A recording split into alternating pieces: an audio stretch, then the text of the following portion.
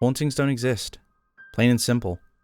The idea that a supernatural entity could wander our Earth from one plane of existence is truly irrational. Since my first years in elementary school, campfire stories and tales of beings from beyond the grave have been spread, striking fear into the hearts of all listeners.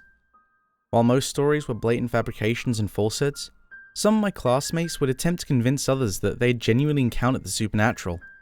Call me a buzzkill, but whenever these ridiculous claims were brought up in conversation, I'd always butt in the middle of their terrifying tales to refute them. I'd normally be able to ascertain the most rational explanations regarding their stories, or at the very least, call them out on their bullcrap entirely, usually resulting in glares from the storytellers, and faces of sheer disappointment from their fear-junkie listeners. Needless to say, I wasn't the most beloved student in my elementary school, but by middle school, I was lucky to be able to find a group of friends who were able to deal with my compulsive need to be a smartass. As time went on, I learned to conform to the majority of social norms that ruined my chances at popularity in the years prior.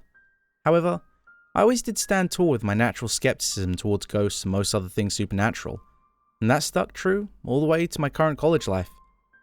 About a month ago, my classmates had gotten tired of me belittling their absurd accounts of paranormal activity as infrequent as they may have been, and said that if I was certain that ghosts didn't exist, that I should spend a night in the Ripley Manor.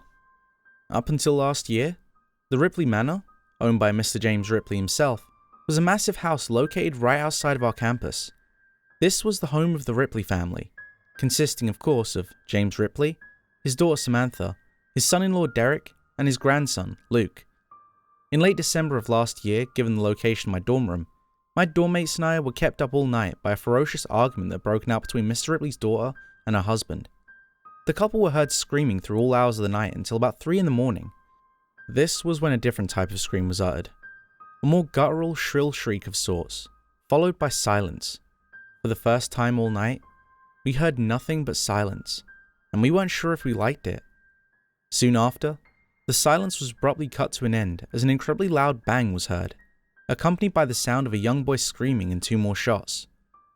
Our entire dorm turned a ghostly pale, and we all knew what events had transpired. It didn't take very long for the police to be notified, along with the campus authorities, and they immediately rushed to the manor. News broke out the next morning, and it was just as we had suspected. The entire family was dead. It was determined that after a heated argument between Samantha and Derek Ripley, reportedly involving the custody of their son, Derek went to the kitchen, grabbed a knife, and stabbed his spouse repeatedly in the chest. Terrified of his father-in-law and his 8-year-old son outing him, he grabbed a gun from within his dresser and murdered the both of them. His wife was found dead on the scene, with a knife still plunged into her heart, and Mr. Ripley was also found dead on the scene with a bullet in his head. His son miraculously survived the initial shots, but was in critical condition, eventually dying on the way to the hospital. Surprisingly enough, Derek's body was never found. Bad accusations from many people on campus who heard a 4th gunshot led the police to believe that, in a fit of desperation, he had fled the scene before taking his own life in an undisclosed location. Mr. Ripley had practically built his house from the ground up, so it was left standing in memoriam for the great things he had done for the school and those who inhabit it, just with the entrances blocked off so that the homeless or unruly couldn't invade it. The catastrophic event shook our entire campus, and to this day, people still claim that they hear gunshots in the middle of the night, a woman screaming, or even that they can see Mr. Ripley pacing in front of his old bedroom window. Personally, I found the spectral stories to be annoying at best, and flat out ignorant and disrespectful at worst. All of the blood, sweat and tears that Mr. Ripley put into making our school great, and now the unfortunate event of his death. He's turned into a ghost story? Some ghoul to keep freshmen up at night and give outsiders a scare. Pitiful, truly. Therefore, when I was presented with a challenge to spend one night at the Ripley Manor, I deemed that accepting it was necessary not only for my own pride, but also to restore the dignity of Mr. James Ripley's name. Humans are naturally curious, so after the death of Mr. Ripley, despite the repeated warnings by both campus officials and the local police department, many of my dorm mates investigated the manor's premises in an attempt to locate some sort of accessible entry. Now, I wasn't one of the people who would go on such expeditions, too much to lose and too little to gain in my opinion, but I'd be lying if I said I wasn't at least somewhat intrigued. After days of exploration, and unbeknownst to campus authorities, an underground entry point was reportedly found. In the back of the manor, there was a door to the cellar, hidden under overgrown vegetation and densely packed soil. It was easy to tell how the authorities weren't able to obscure this entryway, as it appeared as though it hadn't been touched in ages, making spotting it more than an arduous task. The night before I embarked on my challenge, I was shown the entry point in secrecy, as the cellar door being found out would jeopardize this whole operation. When I shook hands in agreement, many of my peers were awestruck that they had found the door, sure, but nobody had the balls to go inside the manor for more than a few seconds in the cellar, no doubt due to yet another bullcrap tale of it being haunted. The next night, I was brought out again around 7:30 PM. It appeared that the word had spread rather quickly, given the massive crowd surrounding me. I looked around at this audience, and even though they were brainwashed to believe in mindless macabre fairy tales, their praise admittedly felt good. Really good. Hell, it felt unlike anything I'd ever experienced.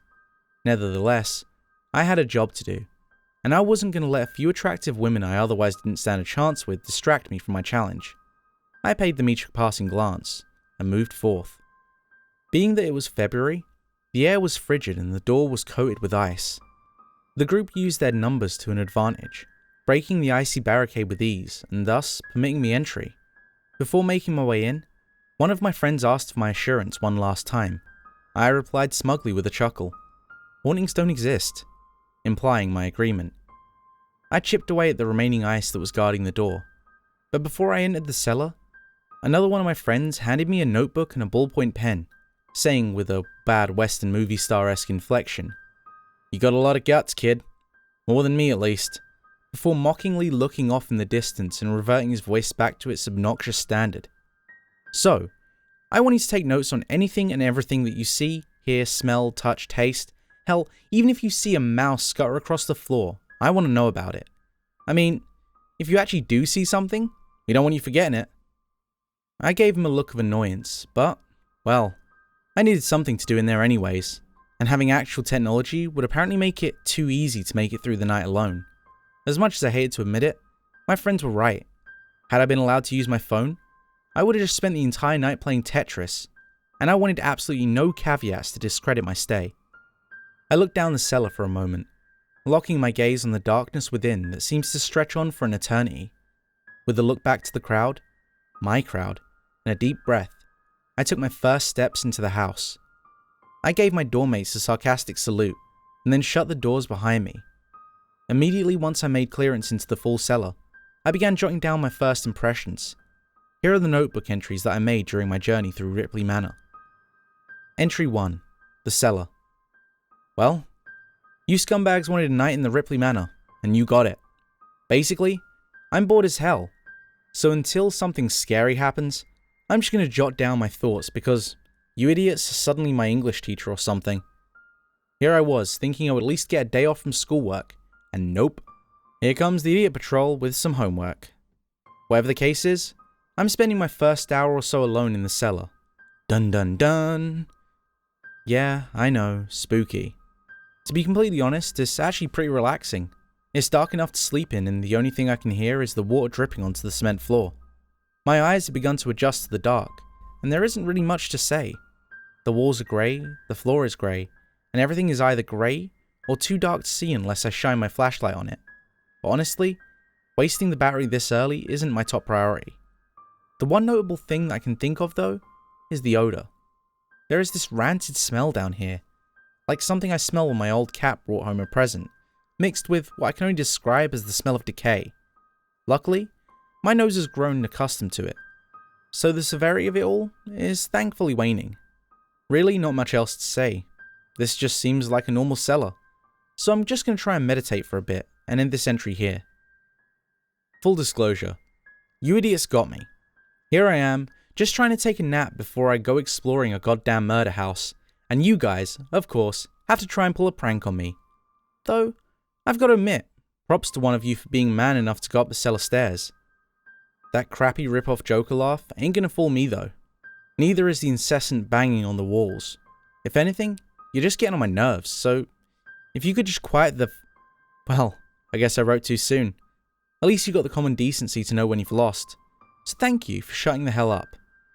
I've been waiting here for the past 15 minutes for you guys to come back down, but there's been nothing. Now that is some determination if I've ever seen it. Anyways, I know I'm going to come across like a little wuss here, but I can't help but feeling like something's off. Like there's this eerie thickness in the air and an uneasy feeling burrowing within my stomach. It's truly indescribable. And maybe it's a placebo or me just being an idiot and scaring myself, but I almost feel like I'm being watched. Like there's something off in the distance of the cellar, too dark for my eyes to adjust to, and too far out for my flashlight to illuminate. So, I guess what better time than now to keep exploring. I have no qualms in saying that there's something distinctly wrong with this cellar. Entry 2. The kitchen. I don't know how you guys did it. Either one of you is an expert hider, or you somehow found a different door, because there's nobody up here where I could have sworn the laughter was, and that's just about the only rational explanation I've got. As for the kitchen itself, well, I gotta say, I really love what they've done with the place. No, seriously, this area is strange as hell. After exiting the cellar, it's the first area to the left, being that this is where Derek got the knife. I'd imagine it's worth doing some self-investigating. The floor is, or was, white, now coated in dust, grime, and miscellaneous stains. The fridge is still wide open, emptied of course, and is now home to a collection of insects, spiders, and other vermin. I've always been squeamish about bugs, so I'm distancing myself as much as possible. Though, with the incessant buzzing, it almost feels like they're crawling into my ears and under my skin. TLDR, I can't get these damn bugs out of my head, and it's hindering my investigation. I, of course, am going to press on regardless, because, little known fact, I'm awesome like that. The sink is easily the most interesting area. In it lies a knife, almost dripping with some fresh, foreign substance of a murky red coloration. The rational side of my brain is just telling me that this is just a prank, and it's just ketchup that, combined with my own subconscious delusion, is made to look like blood. But either way, I'm not going to dare give it a taste test. There's a trail of the stuff on the ground too, and my flashlight can't shine far enough to discern exactly where it leads. I assume it leads upstairs, though I'm not entirely certain. The laughing's back.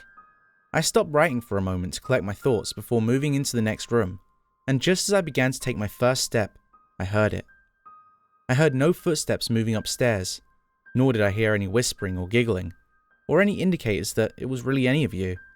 If this is indeed a prank, I both commend you and despise you. But at this point, I'm not sure what to trust anymore. Is this my mind playing tricks on me? Is it actually a well-crafted prank? Or is there something more sinister at play? To be completely honest with you, I'm not sure which one is true. But I'm sure no matter what it may be, I'm most certainly not leaving until sunrise. Though every step courses more fear through my veins, I'm entering the next room. Entry 3. The living room. Here I was thinking the kitchen would be the strangest thing I encounter. The living room is not only rather creepy, but it's also quite puzzling. There's a maroon couch tipped over with the stuffing popping from the seams. Claw marks appear to adorn the armrests, though I'm just going off my naked eye, and the Ripleys weren't known to own any pets, so I'm most likely wrong. Still, the shape of the marks appear artificial and not your everyday furniture's wear and tear from time. More confusingly, a small coffee table in the center of the room has been split perfectly in half, almost as if someone had taken a laser to it. Behind the coffee table is a decent-sized TV with the screen partially shattered. Even after all this, easily the most disturbing, alarming thing about the room is located around me. Scratched onto the walls are numerous lines of text in some foreign language, highlighted with strange, luminescent green paint, which means that there is in fact another entryway unbeknownst to us, and that somebody had vandalized the home recently. I hope to God it was you idiots, but I'm growing more and more skeptical of my own rationale by the second. This brings me to a few conclusions. 1. I may not be alone here tonight. 2. If somebody had been here recently, they obviously aren't entirely sane given what they've done. And 3. If they aren't here right now, they may be here soon. And if they aren't here yet, then I have absolutely no explanation for that laugh. Speaking of the laugh, it's still echoing throughout the house, to the point that I can even hear the speaker's vocal strain, but I can't yet figure out which room it's coming from, aside from knowing that it's not on the first floor. I'll continue writing as I investigate further. Okay, once again, I'll admit I just got the living crap scared out of me. As I was attempting to investigate the area one last time, the broken TV somehow turned on and blared white noise at what should have been an impossible volume. I was in shock for the entirety of its playing, which luckily only lasted around 10 seconds. After it stopped, I was shocked to notice that the incessant laughter had finally subsided. It was dead silence, or at least it was for a few seconds, until the laughter started up again, somehow even louder and more maniacal than before, followed by an even louder banging against the walls and heavy footsteps pacing back and forth. At this point, I'll admit that I'm fairly certain it's not one of you guys doing it, and I'll also admit that I'm terrified. That being said, I am not backing out of this challenge. I'm going to continue this investigation and find out what maniac is causing this chaos, and get them some serious help. I'm also going to grab the knife from the kitchen sink in case this situation arises where I may need it. Entry 4. The stairway. The stairway to the second floor is long and winding, meaning that the majority of the house's size is taken up by empty space. I don't really understand exactly why, but I assume it has something to do with the decor the Ripley family had set up before the incident. The staircase is very old-fashioned, and a few of the steps are missing, some in immediate succession, making me scared that I'd fall through once I climb up. There are a few holes in the wall near the top, which expose the darkness of the night. Well, here we go. I'm taking my first steps up. Every time I plant my foot, the step below it creaks and hints at giving way. I keep repeating to myself that hauntings don't exist, hauntings don't exist, hauntings don't exist, to calm my nerves, but the further I ascend, the less those words have a true meaning to me. As I'm writing this, I'm nearing the top of the staircase, and the laughing is 100% in one of these second floor rooms. I'm not sure which, so I'm going to take things slow as possible. In a second, I'm going to put my journal back in my drawstring and clutch the knife. If this is the last entry and you find this notebook abandoned in this hellhole, 1. Kick the crap out, my friends, and 2. Just know that I'm not alone in this house, and that whoever is here with me is the killer. Entry 5. The bathroom. The closest room to the left of the staircase is the upstairs bathroom, so naturally, that's where I started my exploration. After investigating the room, I cannot even begin to describe the overwhelming range of emotions I'm experiencing right now. Disgust, shock, horror. There's really no word I can fathom that even comes close to the true feeling. When you first walk in, you're immediately bludgeoned by the stench of rotting flesh mixed with urine and human feces, and the pungent odor only worsens with time. The floor tiles are crusted over with excrement, while an assortment of browns, greens, and yellows decorate the walls. Taking more than a few steps in is impossible without trudging through a sea of literal crap, so I stand at a distance, checking behind my back every few seconds. Deeper in, a rusted over grimy bathtub filled to the brim with a strange translucent gunk of sorts sits behind a tattered curtain. The gunk looked like nothing I'd ever seen before, and when I shined my flashlight onto it, the light was entirely absorbed by it. Or at least, that's how it appeared. Next to the bathtub is a toilet which has what appears to be a liquid stool gluing the lid open. And, underneath it, is a sickening collection of smattered bugs. Another mass of insects hovers above it. Beside that, a massive mirror takes up a major chunk of the wall above an antique sink, and scribbled onto it is another message in the strange language I had previously seen in the living room. What lies in the sink, however, is what really makes my stomach churn. Inside the sink is the bone of a human finger, with pieces of flesh still clinging onto it. And let's just say that the flesh is nowhere near close to rotting. The remaining flesh does not appear to be surgically removed, nor does it appear to be the result of deterioration. No. This flesh appears to be ripped off the bone, the remaining pieces serving as residual evidence. Upon seeing this, I immediately walked out of the bathroom, and when I did, I heard the laughing again. I've been trying hard to hear it more clearly, and this time, The laughing appears to be more of a manic giggle, muffled behind something. From this distance, I've been able to hear what room it's coming from, that being the master bedroom, closest door to my right.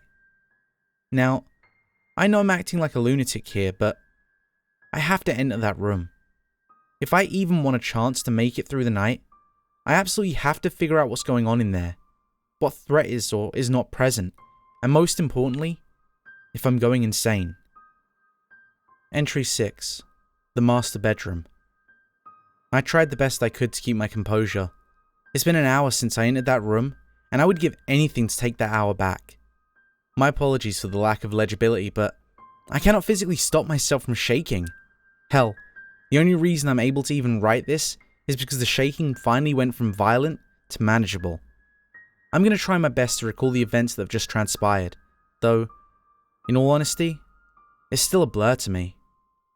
I remember cautiously entering the master bedroom, flashlight in one hand, knife in the other. I left my bag in the hallway so as not to provide whoever, or whatever I thought it was in there, another grabbable object aside from my clothes. Immediately once I fully entered, the laughing drastically increased in ferocity, to the point where it was bordering on full, incoherent screaming. In between laughs were heavy wheezes, followed by dry heaving, followed by more laughing. I mustered as much courage as I could, and I focused on the source, the closet. Before opening the closet door, I assessed my surroundings and located any possible points of escape aside from the hallway door, and any possible weapons should my knife prove useless. I could not find a single possible weapon in the room. There was one thing waiting for me, however, wrapped in a cloth on top of the bed, soaked in blood. As I neared the cloth, it unraveled before me, revealing a hand, obviously recently amputated, with a missing ring finger and a disgusting amount of bone-deep scratch wounds. The floor surrounding it was littered with random clothes and bodily fluids. The walls were blank, save for the occasional strip of dust-laden wallpaper, indicating that someone or something had torn the remaining pieces off. After investigating a bit more, I ventured towards the closet doors. I did a few heavy breathing exercises and gripped the knife tighter than ever before. The closer I approached, the more violent the laughing became. When I finally pulled the closet door open, the laughing stopped completely, and I became absolutely petrified. There, staring at me with sunken, lifeless eyes, was Mr. Ripley's son-in-law, the one whose body was never found. After a few seconds of eye contact, he gave me a desperate grin, revealing diseased gums and exposed nerve endings where many of his teeth used to be. I stammered briefly, unable to formulate a sentence before the man spoke. "I am doomed." He let out a raspy chuckle between breaths. They won't leave me alone. I killed them. I know I did. How can they still torment me like this? They won't get out of my sight. My head. My own dreams are tainted. The pain. Oh Lord, the pain. It's never ending. I'm gone. After saying this, what little life was left in his eyes drained from his body, and he collapsed to the floor. There were no signs of breathing, nor were there any signs of movement. The man dropped dead in front of me. I ran out of the room, and in what felt like an out-of-body experience, began to vomit, before slumping down on the wall behind me. I still don't know if that was truly Mr. Ripley's son-in-law in there. But, if it wasn't, then the similarities in appearance were nothing short of uncanny. I've decided that I should leave this place, and just call it a night. But then again, if this night has taught me anything, it's that the rational side of my brain is no longer to be trusted. So I'm going to defy what I normally would do, and finish the night. There's obviously something under wraps here, something that the police refuse to address. I'm going to figure out exactly what that is. I'll report the dead bodies to the authorities tomorrow, claim that I saw somebody drop dead from the master bedroom window. Not like they'll believe me anyways, but still, worth a shot. Entry 7. Grandson's bedroom. If the last entry had me questioning my mind, this room had me questioning my sight. The next room over from the master bedroom appears to belong to a little boy, likely Mr. Ripley's grandson. His room appears to be the most intact facet of the house, appearing relatively normal aside from what appears to be dried blood on his bed. Upon a burgundy nightstand, building blocks spell out, Luke, further proving that this was in fact his grandson's room. All of the boy's toys are scattered around, action figures, toy cars, Legos, etc., though many of them have been broken. Every time I take my eyes off the toys, they seem to move spots. I'm sure it's my mind playing tricks on me, attempting to process the trauma I just endured, but I can't help but feel uneasy about the whole thing. The fact that this is by far the coldest room in the house doesn't help. It's unnaturally cold in here, colder than it is outside. Cold enough that despite my layers, I feel naked.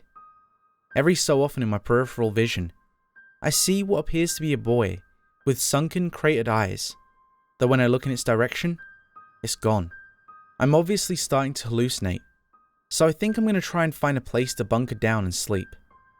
After I left the room, I froze again, automatically actually, in shock for having watched a man die, let alone a wanted murderer who was presumed dead. I still haven't fully processed it, and I don't think I ever will. I'm planning on sleeping in the office, as from a distance at least, it appears to be the only completely normal room in the house, and it's got a comfortable enough chair in the center. Walking to the room is going to be difficult in and of itself. My legs can barely hold my body weight, and what was once a confident walk has become a lowly shamble. Passing out in this hallway is not an option though, so I'm gonna have to tough it out and make it there. I'll update once I enter. Entry 8, the office. After much trepidation, I managed to drag myself into the office. This room finally feels normal. There's no chill, no blood, no crazies, just a powerless computer, some books and a chair.